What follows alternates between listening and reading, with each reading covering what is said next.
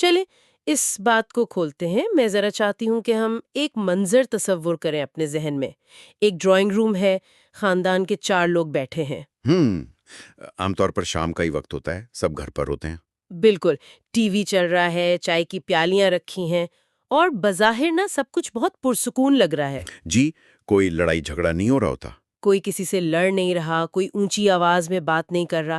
لیکن اگر ہم غور کریں نا تو اس کمرے میں ایک عجیب سی ایک بوجھر قسم کی خاموشی ہے. ہر انسان اپنے اپنے موبائل فون کی اسکرین میں گم ہے یا بس یوں ہی خلا میں گھور رہا ہے. صحیح، اور ہم اسے بہت مثبت لے رہے ہوتے ہیں۔ ہاں، ہم عموماً ایسی صورتحال کو دیکھ کر کہتے ہیں کہ شکر ہے، گھر میں امن ہے، کوئی شور شرابہ نہیں ہے.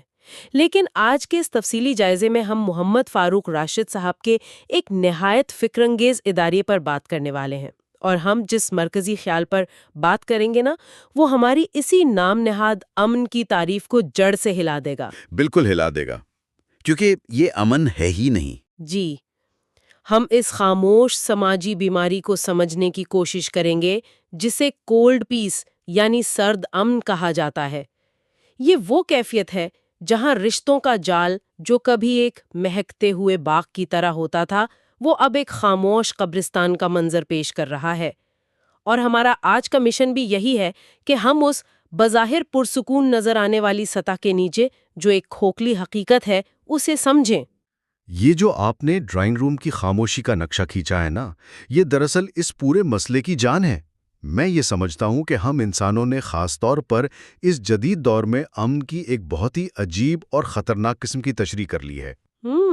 عجیب کیسے؟ عجیب اس طرح کہ ہم یہ سمجھنے لگے ہیں کہ اگر کہیں کوئی تنازع نہیں ہے، کوئی شور نہیں مچ رہا، کوئی ایک دوسرے پر تنقید نہیں کر رہا، تو اس کا مطلب ہے وہاں سب کچھ ٹھیک ہے۔ ہم تصادم کی غیر موجودگی کو ہی امن سمجھ بیٹھے ہیں۔ اچھا، یعنی جنگ نہ ہونا ہی امن ہے ہمارے نزدیک؟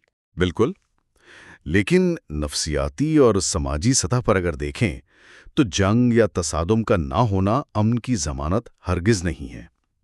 بظاہر لوگ مل رہے ہوتے ہیں، دفتر جا رہے ہیں، شادیاں ہو رہی ہیں خاندانوں میں، مگر اندر سے وہ جو ایک جذباتی تعلق ہوتا ہے نا، وہ مکمل طور پر منقطع ہو چکا ہوتا ہے۔ اور ہمیں لگتا ہے کہ حالات بہت پرسکون ہیں۔ جی، اور یہ سرد امن دراصل سکون نہیں ہے۔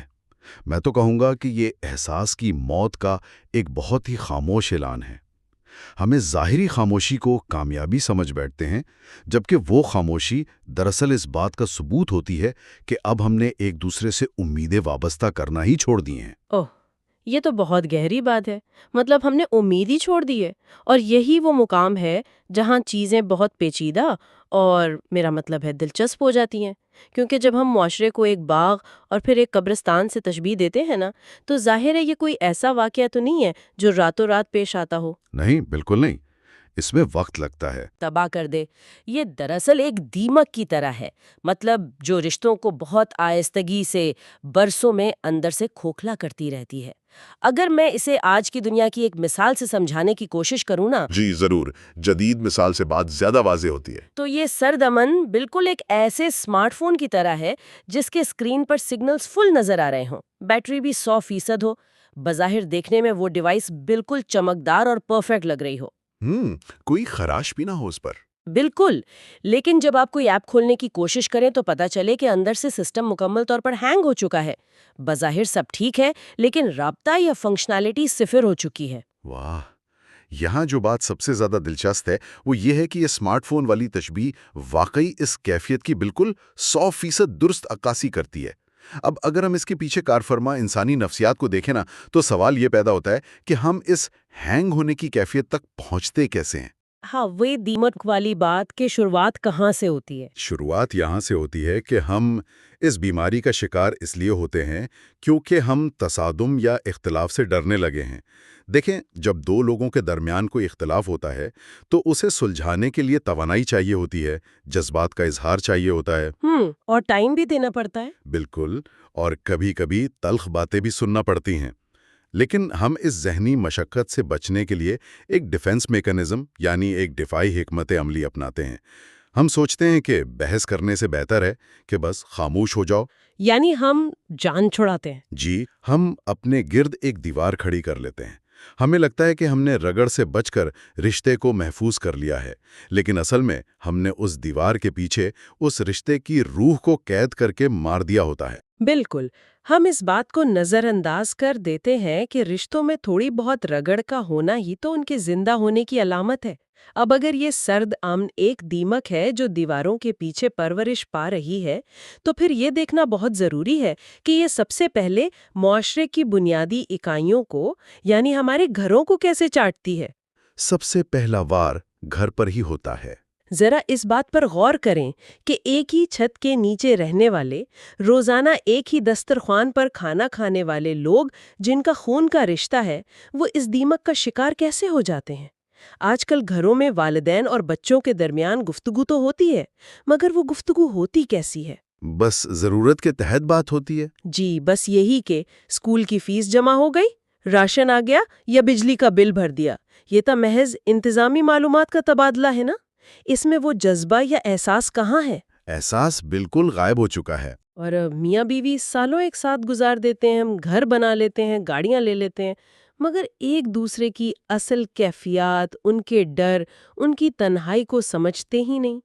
یہ کتنے دکھ کی بات ہے کہ جس محبت اور جذباتی سہارے کو ایک رشتے کی بنیاد ہونا چاہیے تھا، وہ محض ایک عادت میں بدل جاتی ہے۔ اور بوجھ بن جاتی ہے آخر میں۔ بالکل، ایک وقت آتا ہے جب وہ انسان جس کے ساتھ آپ نے پوری زندگی گزارنے کا وعدہ کیا تھا، وہ بس ایک ہاؤس میٹ یا شریک مکان بن کر رہ جاتا ہے۔ یہ جو ہاؤس میٹ والی بات آپ نے کی نا، اس کی بنیادی وجہ یہ ہے کہ ہم نے رشتوں کو مینٹین یا بس برقرار رکھنے کو ہی ان کی کامیابی سمجھ لی ہے۔ جب محبت ایک عادت بن جاتی ہے تو انسان اس سے فار گرانٹڈ لینے لگتا ہے۔ ہم یہ بھول جاتے ہیں کہ جذبات کو مسلسل اظہار اور توجہ کی ضرورت ہوتی ہے۔ روز پانی دینا پڑتا ہے اس پودے کو۔ جی، اور جب یہ بوجھل خاموشی یہ سرد امن گھروں میں ڈیرے ڈال لیتا ہے نا، تو پھر اس کا سب سے بھیانک اثر اگلی نسل پر پڑتا ہے۔ بچوں پر؟ بالکل، ایک بچہ جو ایسے گھر میں پلتا ہے جہاں والدین بظاہر تو ساتھ رہ رہے ہیں مگر ان کے درمیان کوئی جذباتی رشتہ نہیں ہے، تو وہ بچہ یہ سیکھتا ہے کہ محبت کا مطلب صرف مادی ضرورتیں پوری کرنا ہے۔ اچھا، وہ سمجھتا ہے کہ بس بل بھر دیے، فیس دے دی تو محبت ہو گئی۔ ہاں، وہ سیکھتا ہے کہ جذبات کا اظہار نہیں کرنا چاہیے اور معاملات کو بس ظاہری طور پہ ٹھیک رکھنا ہی کافی ہے۔ اور پھر یہی بچہ یہی رویہ لے کر جب تعلیمی اداروں میں، اسکولوں اور کالجوں میں جاتا ہے تو وہ سرد امن کا وائرس وہاں بھی پھیلا دیتا ہے۔ تعلیمی اداروں کا ذکر آیا ہے تو مجھے لگتا ہے کہ ہمیں اس پہلو کو ذرا تفصیل سے دیکھنا چاہیے، کیونکہ اسکول اور کالج تو معاشرے کی نرسریاں ہیں نا، وہاں تو ذہنوں کی آبیاری ہونی چاہیے۔ لیکن ہم دیکھتے ہیں کہ وہاں بھی ایک عجیب سا سرد امن قائم ہو چکا ہے۔ جی، کلاس رومز کا ماحول بھی بدل گیا ہے۔ ہاں، استاد اور شاگرد کے درمیان ادب، احترام اور ڈسپلن کا ایک ظاہری پردہ تو موجود ہے۔ کلاس میں کوئی شور نہیں کر رہا، پن ڈراپ سائلنس ہے، لیکن وہ ذہنی ہم آہنگی اور قربت بالکل ختم ہو گئی ہے جو سیکھنے کے عمل کے لیے لازمی ہوتی ہے۔ ہم اس خوف یا دوری کو ڈسپلن کا نام دے کر خود کو بس تسلی دے لیتے ہیں۔ یہاں ایک بہت ہی گہرا اسٹرکچرل یا ساختی مسئلہ ہے جسے سمجھنا ہوگا۔ ہم اکثر اساتذہ کو مورد الزام ٹھہراتے ہیں کہ بھئی وہ شاگردوں سے جڑ نہیں پا رہے، لیکن ہمیں یہ بھی دیکھنا ہوگا کہ ایسا کیوں ہو رہا ہے۔ استادوں پر بھی تو دباؤ ہے نا؟ بہت زیادہ دباؤ ہے۔ آج کے تعلیمی نظام نے استاد کو بس ایک معلومات فراہم کرنے والی مشین میں تبدیل کر دیا ہے۔ اس پر نصاب مکمل کرنے، گریڈز بہتر لانے اور امتحانات پاس کروانے کا اتنا شدید پریشر ہے کہ اس کے پاس بچے کی نفسیات کو سمجھنے یا اس کی کردار سازی کرنے کی نہ تو توانائی بچتی ہے اور نہ ہی وقت۔ بات تو آپ کی ٹھیک ہے۔ اور جب ایک استاد جو خود اس نظام کی چکی میں پس رہا ہو، وہ کلاس میں آ کر صرف وائٹ بورڈ پر کچھ فارمولے لکھتا ہے اور چلا جاتا ہے، تو طالب علم کے اندر سے سوال کرنے کی ہمت ختم ہو جاتی ہے۔ وہ محسوس کرتا ہے کہ اس کے استاد کو اس کی ذات میں کوئی دلچسپی نہیں ہے، صرف اس کے گریڈز میں ہے۔ وہ ایک نمبر بن کر رہ جاتا ہے۔ جی، اور ایک ایسا نظام جہاں سوال کرنے کی حوصلہ شکنی ہو، وہاں سیکھنے کا عمل رک جاتا ہے اور تعلیم صرف رٹا لگانے کا نام بن کر رہ جاتی ہے۔ یہ واقعی رونگٹے کھڑے کر دینے والی بات ہے کہ جو استاد کبھی معاشرے کے معمار کہلاتے تھے، وہ اب محض ایک روٹین کا حصہ بن گئے ہیں۔ اب اگر گھر کی چاردیواری اور اسکول دونوں ہی اس سرد امن کی لپیٹ میں آ چکے ہیں، تو ظاہر ہے کہ پورا معاشرہ ہی اس بے حسی کا شکار ہوگا۔ بالکل، یہ تو ایک چین ریئیکشن ہے۔ لیکن یہاں میں ذرا اس بیماری کی وجوہات پر رک کر کچھ بات کرنا چاہتی ہوں۔ جب بھی معاشرتی دوریوں کی بات ہوتی ہے نا، تو عام طور پر انسان کی انا، جدید زندگی کی مصروفیت، عدم برداشت اور سب سے بڑھ کر ٹیکنالوجی کے غلط استعمال کو ذمہ دار ٹھہرایا جاتا ہے۔ ہاں، سب سے آسان ہدف تو ٹیکنالوجی ہی ہے۔ جی، ہم اکثر بہت آسانی سے سارا ملبہ اسمارٹ فونز اور سوشل میڈیا پر ڈال دیتے ہیں کہ بھئی انہوں نے ہمیں حقیقی زندگی سے کاٹ دیا ہے۔ لیکن میں یہاں اس روایتی سوچ پر تھوڑا سا سوال اٹھانا چاہتی ہوں، کیا واقعی ٹیکنالوجی اکیلی قصوروار ہے؟ آپ کا کیا خیال ہے؟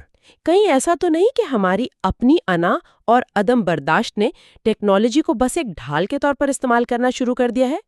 میرا مطلب ہے، ہم اسکرین کے پیچھے اس لیے تو نہیں چھپتے کہ ٹیکنالوجی بہت بری ہے، بلکہ ہم شاید اس لیے چھپتے ہیں تاکہ ہمیں حقیقی زندگی کے اختلافات کا سامنا ہی نہیں کرنا پڑے۔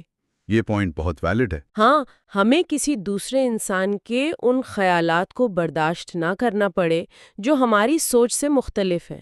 ہم نے اپنے گرد الگورتھمز کے ذریعے ایک ایسا ایکو چیمبر بنا لیا ہے جہاں سب بس ہماری ہاں میں ہاں ملاتے ہیں اور اس طرح ہماری انا کو ٹھیس نہیں پہنچتی۔ یہ ایک بہت اہم سوال پیدا کرتا ہے اور بہت زبردست مشاہدہ ہے آپ کا، لیکن میں یہاں تھوڑا سا مختلف زاویہ بھی پیش کرنا چاہوں گا۔ یہ بات درست ہے کہ ہم ٹیکنالوجی کو ڈھال کے طور پر استعمال کر رہے ہیں اور انا کا بھی اس میں ہاتھ ہے، لیکن کیا یہ صرف انا کا مسئلہ ہے؟ اور کیا ہو سکتا ہے؟ اگر ہم آج کی جدید زندگی کے دباؤ کو دیکھیں نا، تو مجھے لگتا ہے کہ یہ انا سے زیادہ تھکاوٹ اور جذباتی کھوکھلے پن، جسے ہم برن آؤٹ کہتے ہیں، اس کا نتیجہ ہے۔ ذرا سوچئے، آج کا انسان صبح سے شام تک ایک ایسی مشین کا حصہ بنا ہوا ہے جہاں اسے مسلسل کارکردگی دکھانی ہے۔ دفتر میں بھی اور باہر بھی۔ مہنگائی، ٹریفک کا ازدحام، دفتر کی سیاست اور معاشی عدم تحفظ، ان سب چیزوں نے انسان کی جذباتی توانائی کو نچوڑ لیا ہے۔ جب وہ شخص رات کو تھک ہار کر گھر آتا ہے تو اس کے اندر اتنی ہمت ہی نہیں ہوتی کہ وہ کسی حقیقی رشتے کی پیچیدگیوں کو سمجھے۔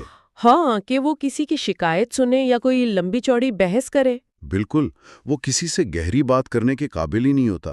وہ اپنی انا کی تسکین نہیں کر رہا ہوتا، وہ دراصل راہ فرار اختیار کر رہا ہوتا ہے۔ اسے وہ راستہ چاہیے جس میں سب سے کم رگڑ ہو، اور ٹیکنالوجی اسے وہ راستہ دیتی ہے۔ یہ تو ہے۔ آپ کسی کو واٹس ایپ پر بس انگوٹھے کا نشان یعنی تھمز اپ بیچ کر گھنٹوں کی جذباتی گفتگو سے بچ سکتے ہیں۔ یہ سہولت دراصل ہماری مجبوری بن گئی ہے۔ اف، یہ تو آپ نے صورتحال کا بالکل ایک نیا ہی رخ دکھا دیا۔ یعنی ہم اتنے تھک چکے ہیں کہ ہمارے پاس انسانوں کے لیے وقت ہی نہیں بچا۔ اور اس کا نتیجہ کیا نکلتا ہے؟ ہم دیکھتے ہیں کہ لوگ گلی محلے میں، دفتر میں یا خاندانی تقریبات میں ایک دوسرے سے مل تو رہے ہیں، لیکن وہ ملنا کیسا ہوتا ہے؟ ہاں، چہروں پر مصنوعی مسکراہٹیں ہیں، کیسے ہیں آپ پوچھا جا رہا ہے، لیکن اس میں رتی برابر خلوص نہیں ہوتا۔ ہم سوال تو کرتے ہیں، لیکن ہم جواب سننے کے لیے رکتے ہی نہیں۔ ہم ایک ہی ہجوم کا حصہ ہوتے ہیں، مگر ایک دوسرے کے لیے مکمل طور پر اجنبی بن چکے ہیں۔ بالکل، اور یہ کوئی معمولی بات نہیں ہے۔ جب معاشرے میں تعلقات صرف رسمی رہ جائیں اور ان میں سے وہ جو حقیقی اعتماد اور احساس تحفظ ہے وہ نکل جائے، تو اس کا سب سے بھیانک نتیجہ انسان کی ذہنی صحت پر نکلتا ہے۔ ڈپریشن اور اینزائٹی۔ جی، آج کے دور میں ہم دیکھتے ہیں کہ لوگ سوشل میڈیا پر ہزاروں فالوورز اور دوستوں کے درمیان ہونے کے باوجود شدید تنہائی کا شکار ہیں۔ دیکھیں، تنہائی یہ نہیں ہے کہ آپ کے آس پاس لوگ نہیں ہیں۔ تنہائی یہ ہے کہ آپ کے آس پاس موجود لوگوں میں سے کوئی بھی آپ کو سمجھنے والا نہیں ہے۔ یہ بہت گہری بات کی آپ نے۔ اور یہی وہ مقام ہے جہاں سے ذہنی دباؤ اور بے چینی جنم لیتی ہے۔ جب انسان کو یہ یقین ہو جائے نا کہ وہ اپنے دل کا بوجھ کسی کے سامنے نہیں رکھ سکتا، تو وہ اندر ہی اندر گھٹتا رہتا ہے۔ اس سے معاشرے کا اجتماعی شعور مفلوج ہو جاتا ہے۔ اجتماعی شعور سے آپ کی کیا مراد ہے؟ مراد یہ ہے کہ ایک ایسا معاشرہ جہاں ہر شخص اپنے ہی درد کے خول میں بند ہو، وہ کبھی بھی دوسرے کی تکلیف محسوس نہیں کر سکتا۔ اور جب ہم دوسروں کا درد محسوس کرنے کی صلاحیت یعنی ایمپیتھی کھو دیتے ہیں، تو ہم انسان کہلانے کے حقدار ہی نہیں رہتے۔ یہ بات سیدھی دل پر جا کر لگتی ہے۔ ہم نے اس سرد امن کی علامات کو سمجھ لیا۔ ہم نے دیکھ لیا کہ یہ گھر کے ڈرائنگ روم سے شروع ہو کر اسکولوں کے کلاس رومز اور پھر پورے معاشرے کی رگوں میں کیسے اترتا ہے۔ اور ہم نے اس کے اسباب بھی دیکھ لیے۔ جی، ہم نے اس کی وجوہات پر بھی بات کر لی کہ کیسے ہماری تھکاوٹ، ہماری انا اور جدید طرز زندگی نے ہمیں جذبات سے عاری کر دیا ہے۔ لیکن ظاہری بات ہے کہ ہم اس جائزے کو صرف مایوسی پر ختم نہیں کر سکتے۔ اگر یہ ایک سماجی بیماری ہے تو اس کا کوئی نہ کوئی علاج تو ہوگا۔ بالکل ہوگا اور ہے۔ تو اس سب کا مطلب کیا ہے؟ اور جو حل سامنے آتا ہے نا، وہ کوئی بہت راکٹ سائنس یا پیچیدہ فلسفی نہیں ہے۔ وہ بہت بنیادی انسانی رویے ہیں جنہیں ہم بس بھلا بیٹھے ہیں۔ سب سے پہلا حل ہے مکالمہ، یعنی ڈائیلاگ، بات چیت کرنا۔ جی، مکالمہ بہت ضروری ہے۔ اور پھر ہمدردی، رشتوں کو اپنا وقت دینا اور اپنی انا کے اس خول سے باہر آنا۔ مجھے اس حوالے سے ایک بات بہت گہری اور طاقتور لگی جو ہمیں یہ سکھاتی ہے کہ رشتے جیتنے کے لیے بعض اوقات خود کو ہارنا پڑتا ہے۔ واہ، کیا بات ہے۔ ہم آج کل ہر بحث جیتنے کی کوشش میں رہتے ہیں نا، ہم بس ثابت کرنا چاہتے ہیں کہ ہم صحیح اور سامنے والا غلط ہے، لیکن اس صحیح ثابت کرنے کی ضد میں ہم اکثر وہ رشتہ ہی ہار جاتے ہیں جو اس بحث سے کہیں زیادہ قیمتی ہوتا ہے۔ بہت خوبصورت بات کی آپ نے۔ اگر ہم اسے بڑی تصویر کے ساتھ جوڑیں تو ہمیں سمجھ آئے گا کہ سرد امن اور حقیقی امن میں کیا فرق ہے۔ جیسا کہ ہم نے شروع میں کہا تھا، سرد امن ایک غیر فعال یعنی پیسو کیفیت ہے، جہاں آپ بس خاموش ہو جاتے ہیں تاکہ کوئی مسئلہ نہ ہو۔ کوئی رگڑ نہ ہو۔ لیکن حقیقی امن ایک بہت ہی فعال اور ایک ایکٹیو عمل ہے۔ یہ اپنے آپ قائم نہیں ہوتا، اس کے لیے محنت کرنی پڑتی ہے۔